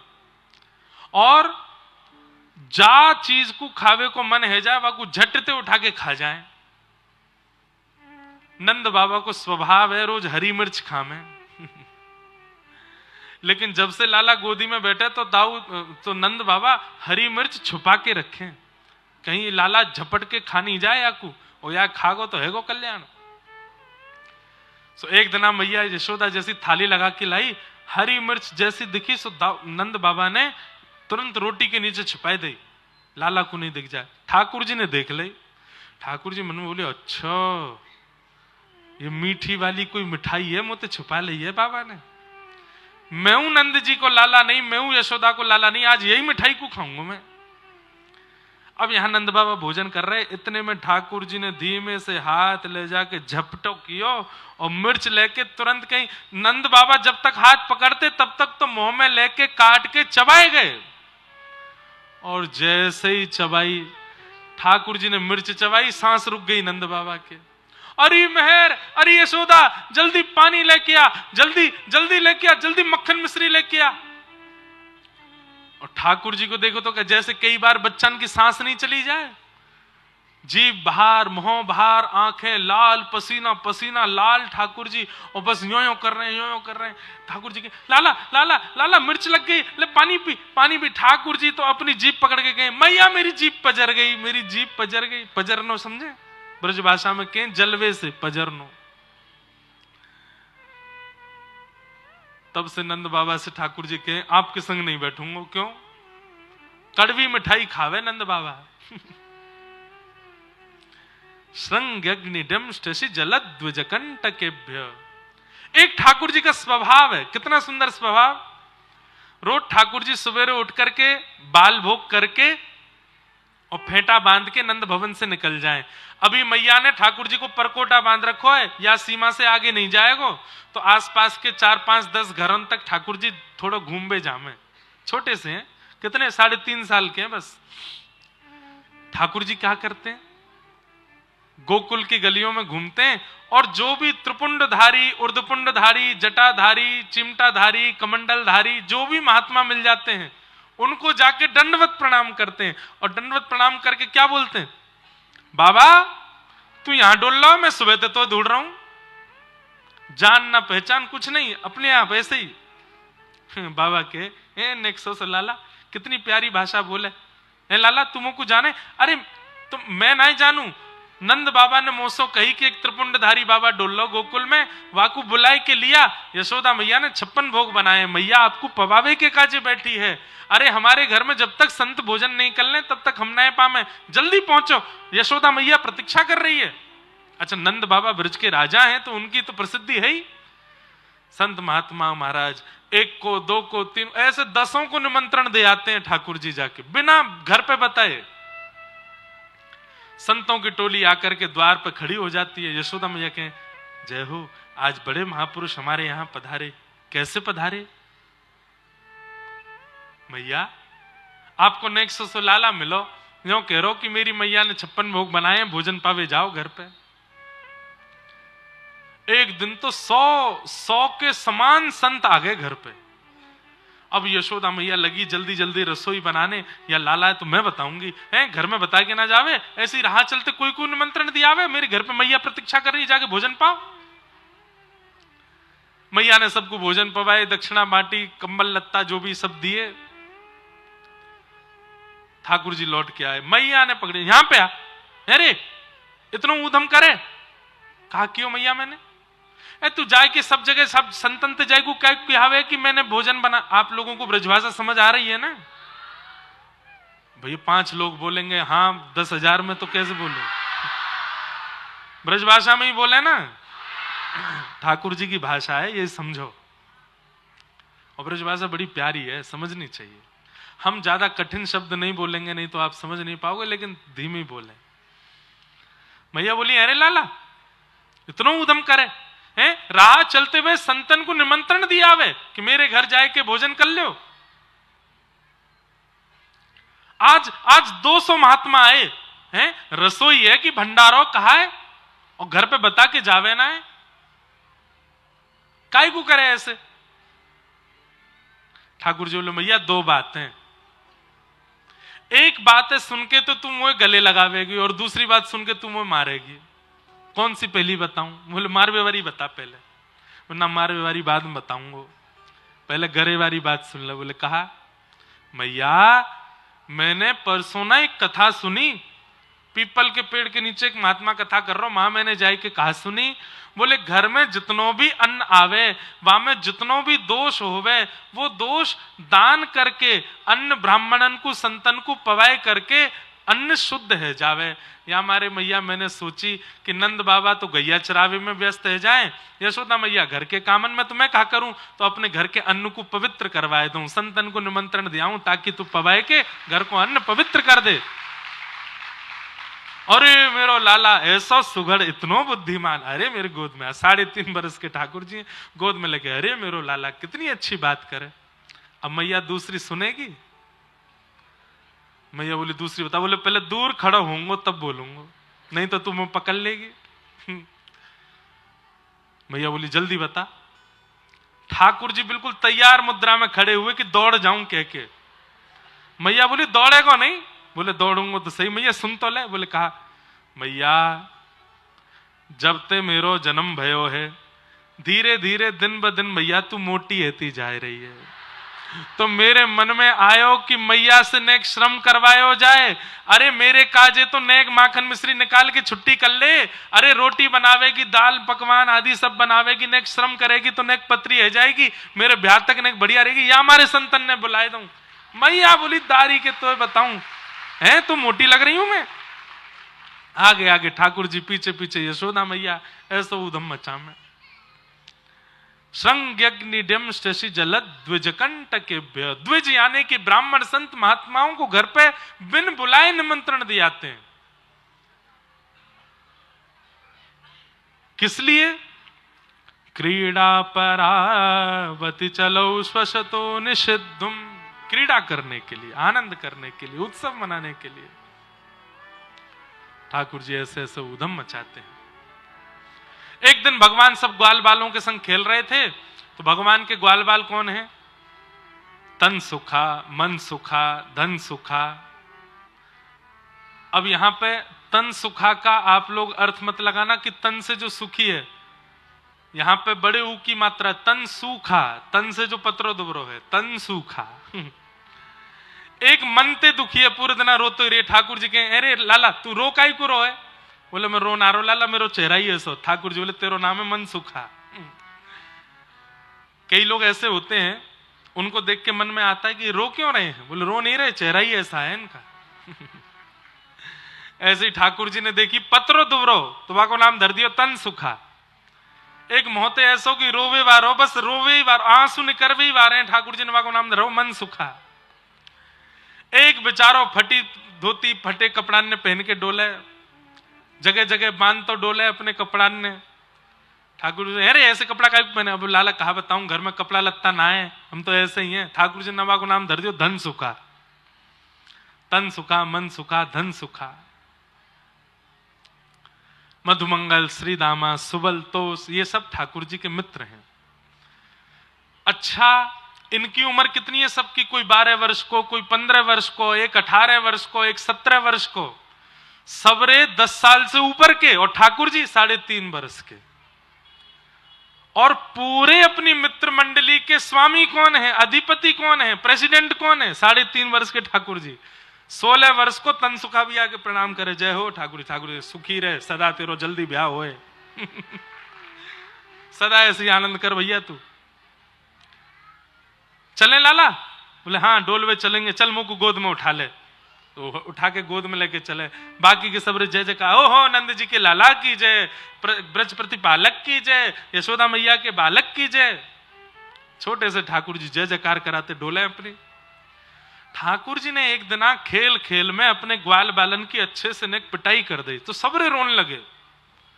ठाकुर जी बोले रो काई को रहे हो? अरे खेल में तो नेक हाथापाई है जाए। अरे हम लोग गोकुल के निवासी हैं, हजारों हजारों गैया जाके घर में हैं, और खूब गैया को रस, खूब दूध घी दही खावे वाले हम गोकुलवासी हैं, नेक नेक सी पिटाई में रो रहे हो? तो एक ब्रजवासी बालक बोलो, लाला तू तो राजा को छोरा है, तेरे घर में दूध घी दही की कोई कमी थोड़ी है, हम तो गरीब हैं लाला। और ऊपर ते कंस ने हमारे ऊपर कर लगा रखो है, टैक्स। हम कोई भी अपने घर में दूध घी दही रख ना सके, सब मथुरा भिजवाना पड़े। तू तो भैया राजा को बेटा है, तो खावे पीवे को मिले। ठाकुर जी बोले मतलब ब्रजवासी अपने घर में गौरस नहीं रखते? बोले ना, कंस के सैनिक रोज घर की जांच करने आते हैं। कोई भी ब्रजवासी यदि थोड़े से ज्यादा घी दूध दही अपने घर में रख लेता है, उसने नियम बना रखा, 1 पाव 1 सेर 1 किलो ऐसे करके घी दूध दही घर में रख सकते हो, इससे ज्यादा नहीं, बाकी सब मथुरा देना पड़ेगा। ठाकुर जी बोले ये तो गलत है। बोले कहा करें? बोले अब मैं ब्रजवासी को समझाऊं, अभी मेरी आयु बहुत कम है, मेरी बात मानेंगे नहीं। दूसरे तरीका से गौरस गोकुल में ही रहना चाहिए, मथुरा नहीं जाना चाहिए। क्या करें? बोले चोरी करके खाएंगे, चोरी करेंगे, फोड़ देंगे, दारी के ब्रज में ही रखेंगे, या मथुरा वाले के पास जान नहीं देंगे। ठाकुर जी ने चोरी क्यों शुरू की? ताकि गौरस मथुरा ना जावे, गोकुल में ही रहे। गौरस का मतलब क्या है? गौरस का मतलब क्या है? व्यक्ति के जीवन में संचित किए गए पुण्य गौरस है। ठाकुर जी कह रहे हैं उन पुण्यों का हरण कोई संसारी विषय ना कर ले, हमारे पास ही रहे।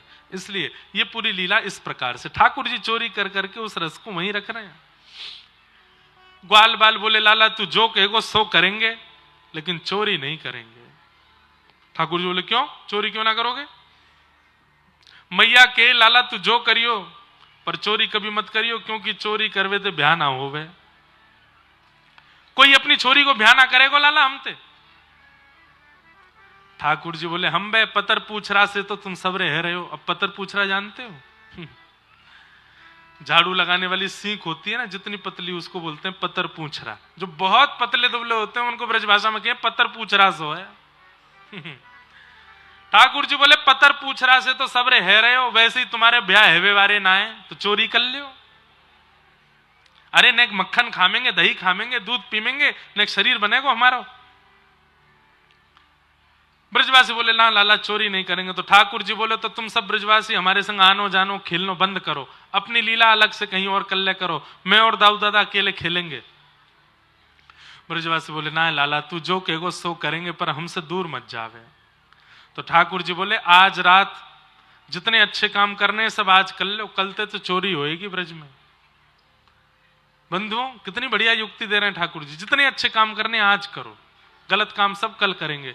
और फिर सुबह उठ करके फिर से यही बात बोलो, जितने अच्छे काम सब आज करने हैं, गलत काम सब कल करेंगे। अगले दिना ठाकुर जी ने ग्वाल बालन से कही, पहले हम अपने घर पे करके देख लें कैसी होवे चोरी, फिर बाहर करेंगे। आज ठाकुर जी उठ करके गौरस भंडार में गए। अच्छा, मैया ने लाला के पामन में ऐसे पाजे पहनाइए कि जैसे ही ठाकुर जी उठते हैं छम छम की आवाज से मैया समझ जाती लाला उठ गयो, तुरंत मैया दूध लेके आवे ठाकुर जी को पिलावे। लेकिन आज ठाकुर जी उठे, अपनी पाजेब हाथन से पकड़ी, कहीं आवाज नहीं आ जाए, और धीमे धीमे चल करके ठाकुर जी गौरस भंडार में पहुंचे, अपने ही घर के। और वहां जाकर के एक मटकी के ऊपर से हाथ हटाए करके जैसे ही ठाकुर जी ने पानो शुरू कियो, इतने में ही ठाकुर जी की दृष्टि सामने पड़ी, एक खंभ के ऊपर मणि लगी थी, और मणि में जैसे ही ठाकुर जी ने खुद को देखा, खुद को देख के ठाकुर जी जोर से डर के मारे भागन लगे वहां से। अरे मैं चोरी ना कर रहा हूं, मैं चोरी ना कर रहा हूं, मैं चोरी ना कर रहा हूं। इतने में ठाकुर जी ने देखी, अरे तेरे भी मुंह पे मक्खन लगाओ, मेरे भी मुंह पे मक्खन लगाओ, अपने आप से ही बात कर रहे हैं। अच्छा, तो तू सुबल तनसुका मनसुखा को कोई मित्र दिखे, तू भी चोरी कर भी आयो है मेरे दारी के, मेरे घर में ही चोरी कर भी आगो, चल कर ले, यशोदा मैया आवे वास्ते पहले कर ले। मैया को लाला की आवाज आ गई थी, इतने में मैया आकर के द्वार पे खड़ी खड़ी चुपचाप देख रही है, लाला कहा कर रहा है। ठाकुर जी अपने प्रतिबिंब से कह रहे हैं कि भैया चोरी कर ले, मैया आवे वास्ते पहले करके भाग ले आते। इतने में मैया बोली, अरे लाला कहा कर रहा है। जैसी देखी मैया आ गई, ठाकुर जी बोले, हाँ ना मैया कछु ना, मैं तो यार चोर को पकड़ भी आया हूं, देख हमारे घर में चोर घुसे आयो, मक्खन की चोरी कर रहा है। मैया बोली, कहां है चोर? तो अपना ही प्रतिबिंब दिखा करके ठाकुर जी कह रहे हैं, ये रो चोर। यशोदा मैया बोली, ये चोर है? बोला हाँ। ए बाबड़े से जे चोर ना है, जे तेरो ही प्रतिबिंब है, ये तेरो ही दर्पण को स्वरूप है। ठाकुर जी ने दोबारा देखी, अच्छा मैया जे मैं हूं? बोले हाँ लाला तू है। सो ठाकुर जी अपनी बलैया ले, अरे मैया कितनो मलूक हूं मैं, तेने मुझको बताई चोना मैं इतनो मलूक हूं। अरे मैया कैसे सुंदर मेरे नेत्र हैं, कैसी सुंदर मेरी नासिका है, अरे मेरे भुजा कितनी सुंदर है। मैया ने कान पकड़े, चल धारी के बात बनावे, सांची बता क्या कर रहे हो तू यहाँ पे, चोरी करवे? ना ना मैया तेरी सौगंध, चोरी नहीं करी मैंने। तो क्या कर रहे हो? ये तेरे हाथन में मक्खन कैसे लगो फिर? मैया तेने ये पद्मराग के कंगन मेरे हाथ में पहना रखे, मैं जब धूप में निकस के जाऊं तो धूप पड़वे ते मेरे हाथ में जलन है गई। तो कल मेरा एक सखा है मधुमंगल, वाने मुझसे कही लाला यहाँ पे ने घी लगा लेगो, मक्खन लगा लेगो तो जलन नहीं होगी। यहाँ हमारे मैया में तो हाथ बोर के बैठो भीतर कि मुझको जलन नहीं हो गए। मैया बोली अच्छा चल लाला, यहाँ की जलन तो है गई ठीक, ये यहाँ कौन सी जलन है रही तेरे? अरे मैया मैं तुमको कहा बताऊं, मैं तो ऐसे हाथ बोर के बैठो, इतने में निगोरी एक मक्खी आई के बैठ गई मुंह पे, वह उड़ावे के काज में नहीं हो क्यों तो मुझे मुंह पे लग गो। मैया मैंने चोरी ना करी। यशोदा मैया चिंतित हो गई, लाला तू चोरी भी करन लगो और झूठ भी बोलन लगो, और मेरी सौगंध और खा रो है। सौगंध खावे ते मर जावे, और कहीं में चली गई तो का नंद बाबा दूसरी मैया लिया आवेगो। मैया बोली रुक जा दारी के तो बताऊं मैं। ऐसी ऐसी ठाकुर जी बात करे, यशोदा मैया सब ब्रजवासियों के चित्त का हरण करते हैं। कि वत्सान मुंचन क्वचित समय क्रोश संजात हास स्तेयम स्वादद्दधिपयः कल्पित स्तेय योगई मरकान भोक्षण विभजति सचेन्नात्रिभाण्डं भिनत्ति द्रव्या लाभे सग्रह कुपितो यात्युपक्रोशतो कान। कैसे कैसे गोपियों के यहाँ ठाकुर जी चोरी करते हैं, उन सब का प्रसंग यहाँ बताया गया, सब भाव ठाकुर जी के सुनाए गए। अब धीरे धीरे ठाकुर जी ने और बड़े भय। एक दिन मैया के घर की हंडी फोड़ दी, सो मैया ने पकड़ के लाला उखल से बांध दियो। ठाकुर जी उखल को खिसका खिसका के आगे बढ़े तो दो वृक्ष स्पर्श किए, दोनों वृक्ष टूट करके गिर पड़े। नल कुंवर और मणिग्रीव कुबेर के पुत्र प्रकट हुए, दोनों ने भगवान की स्तुति गाई। वाणी गुणानुकथने श्रवणौ कथायां हस्तौ च कर्म सुमनस्तव पादयोर्नः स्मृत्यां शिरस्तव निवास जगत प्रणामे दृष्टि सताम दर्शनेस्तु भवत्तनूनाम। बहुत सुंदर है ये श्लोक, ध्यान से सुनिएगा। मैं जल्दी इसका अर्थ बताऊं तो गोवर्धन लीला की ओर चलते हैं, लाल जी भी आने वाले हैं। यहां पर नलकूवर मणिग्रीव कुबेर के पुत्र हैं, मैंने पूर्व की कई कथाओं में, और आपने सुना भी होगा कि ये दोनों वृक्ष क्यों बने। नारद जी ने इनको शाप दिया था, पर आज इन्होंने ठाकुर जी से क्या मांगा? वाणी गुणानुकथने, हमारी वाणी आपकी कथा का गायन करे। श्रवणौ कथायाम, हमारे कान आपका श्रवण करें। हस्तौ च कर्मसु मनस्तव पादयोर्नः, हमारे हाथ आपकी सेवा करें, मन आपके चरणार बिंदों का स्मरण करे। और स्मृत्याम शिरस्तव निवास जगत प्रणामे, स्मृति में सदा आपके चरणों में हमारा सिर झुका रहे, हम आपको प्रणाम करते रहें। लेकिन दृष्टि ही सताम दर्शनेस्तु भवत्तनूनाम, कानों के लिए कथा मांगी, जिह्वा के लिए गुणानुवाद मांगा, मन के लिए स्मृति मांगी, बुद्धि के लिए प्रणाम मांगा, पर दृष्टि के लिए भगवान का दर्शन नहीं मांगा इन्होंने। बहुत ध्यान से सुनने वाली बात। सब इंद्रियों के लिए भगवान की वस्तु मांगी, पर नेत्रों के लिए ठाकुर जी के दर्शन नहीं मांगे। तो क्या कहते हैं? दृष्टि सताम दर्शनेस्तु भवत्तनूनाम, आपके दर्शन हमारे नेत्र करें। नहीं नहीं नहीं, बोले आपको भजने वाले, आपकी कथा सुनाने वाले, आपका अनुभव कराने वाले आचार्य वैष्णव भक्त वृंदों के दर्शन हमारे नेत्र करें नाथ, ऐसी कृपा कर दो। आपके तनु दर्शन में भगवत दर्शन नहीं मांगा, दर्शन में भगवत तनुओं का दर्शन मांगा। यह विशेषता है नलकूवर मणिग्रीव की स्तुति के। तो इस प्रकार भगवान के सुंदर स्तवन किए।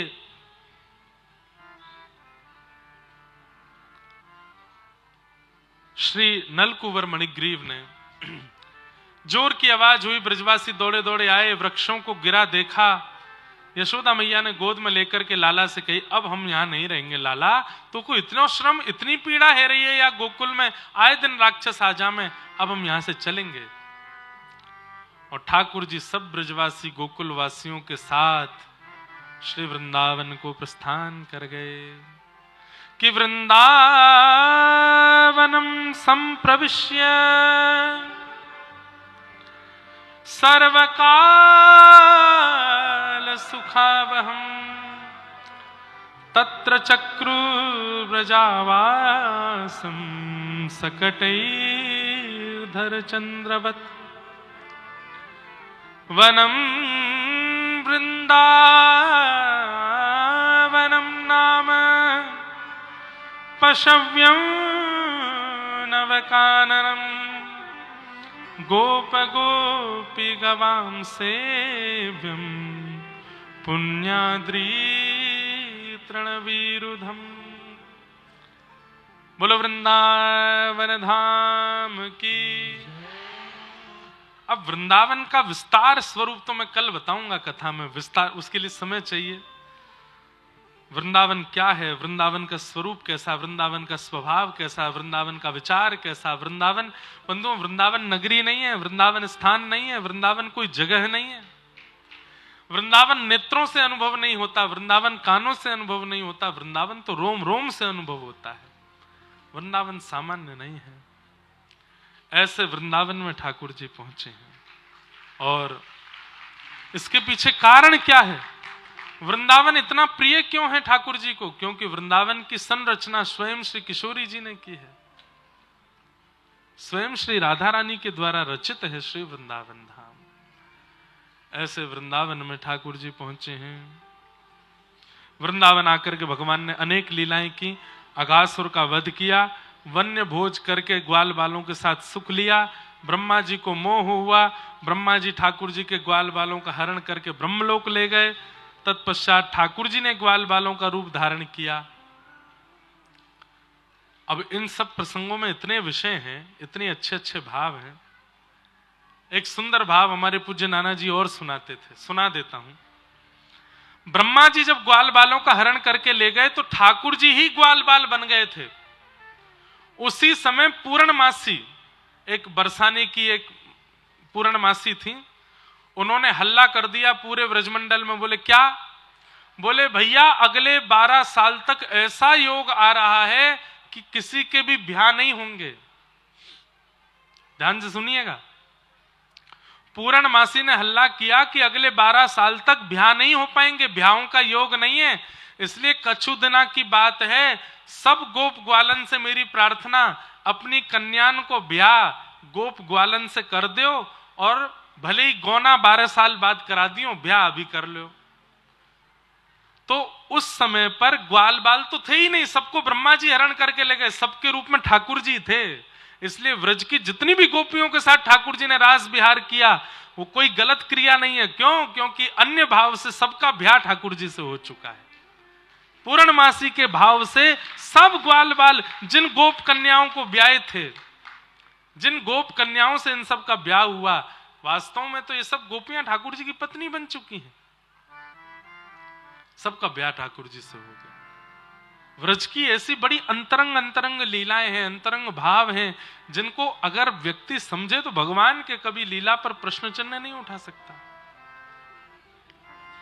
इन सब गोपियों का ठाकुर जी के साथ में विवाह संपादित हो गया। ब्रह्मा जी ने आकर के भगवान से क्षमा मांगी, बोले नाथ मुझसे गलती हो गई। ठाकुर जी ने ब्रह्मा जी को क्षमा नहीं किया। ठाकुर जी गौचारण करने लगे। गोपाष्टमी के दिन से गौचारण प्रारंभ हुआ। यशोदा मैया ने लाला के खूब सुंदर गौ भाव के मनोरथ किए। बंधुओं, गोपाष्टमी इसलिए नहीं है कि ठाकुर जी ने उस दिन गौचारण किया।